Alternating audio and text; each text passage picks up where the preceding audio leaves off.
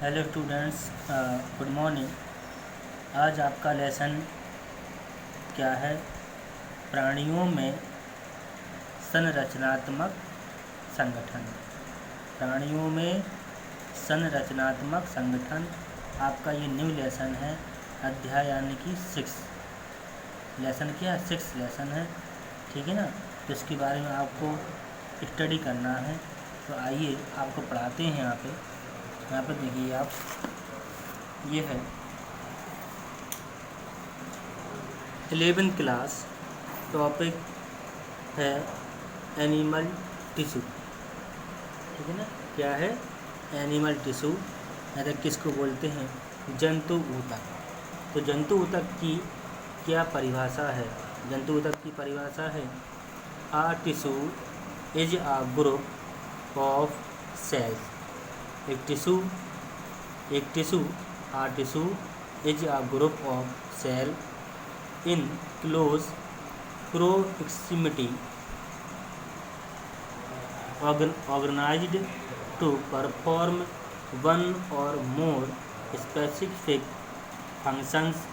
There are 4 basic tissue types defined by their morphology and function।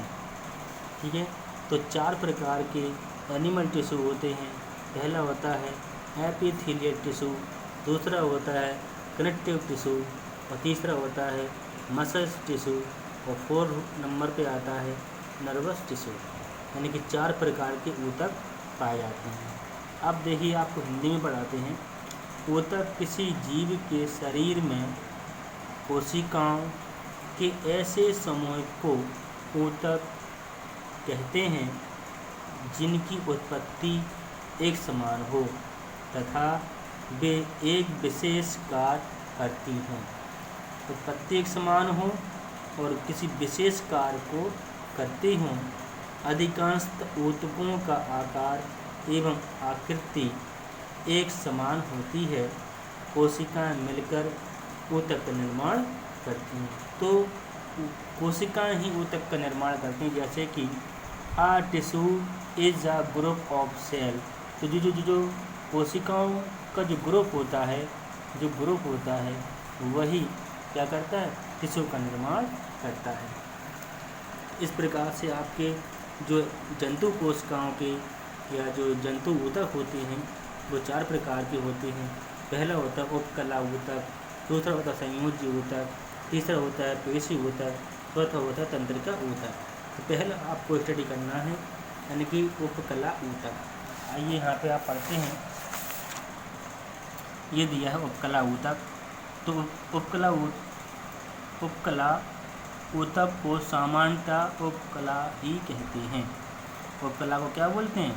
उपकला को सामान्य भाषा में उपकला ऊतक ही कहते हैं। इस ऊतक में एक मुख्य स्तर होता है जो एक और तो देह तरल यानी कि बॉडी फ्लूइड और दूसरी ओर बाह्य वातावरण के संपर्क में रहता है, और इस प्रकार देह का आवरण अथवा स्तर का निर्माण करता है।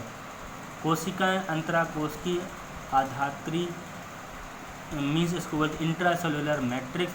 जो कोशिकाओं के बीच में जो स्पेस होता है, जैसे हमारी 2 कोशिका, एक कोशिका ये, एक कोशिका ये। अब जो स्पेस है ना, इसको बोलते हैं इंट्रा सेलुलर मैट्रिक्स। इसमें एक पदार्थ भरा है जिसका नाम होता है मैट्रिक्स। दोनों में स्पेस है, उसको बोलते हैं इंट्रा सेलुलर स्पेस। और जो भरा हुआ वो क्या? वो मैट्रिक्स है। द्वारा दृढ़तापूर्वक जुड़ी रहती हैं।